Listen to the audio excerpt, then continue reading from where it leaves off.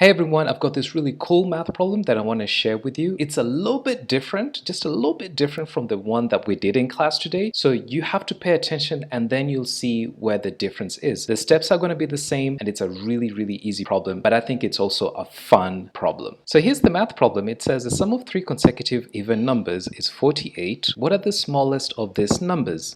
We need to look for keywords. The first keyword is this word here, sum. So sum in English means add. We need to add the numbers. The next keyword here is 3. We're going to be adding 3 consecutive even numbers. So consecutive means that the numbers follow a sequence. And even is another keyword, which means the numbers are multiples of 2 or numbers that are divisible by 2. For example, 2, 4, 5, 2, 4, 6, 8, etc. And when you add all of these numbers, the final important information here is 48. So now that we know what the keywords are, we know that the information that's important, we need to figure out how do we put all of this together. So the sum of three numbers, we can represent the first number, the first even number, as x. Now, if you want to know what is the next even numbers, remember, are multiples of 2. That means we're going to be adding 2 plus 2 plus 2. So if the first number is x, that means the next number is going to be x plus 2. And if x plus 2 is the second number, the third number is going to be x plus 4. The reason why I added 4 and not 3 is because if the second number is going to be obtained by adding a 2, then the third number is going to be obtained by adding a 4. So when you add all of these numbers together, we go back to the math problem and we're told that the sum should be 48. So I'm going to put 48 here at the end. So now let's add up all the x's. X plus x plus x equals to 3x. I'm going to write x this way just to save some time. And then the numbers are 2 plus 4 is 6. And we know the sum is going to be 48. And here we have our two-step equation. And the two-step equation, the way we're going to solve this is by removing the 6 first. So I'm going to subtract 6 from both sides.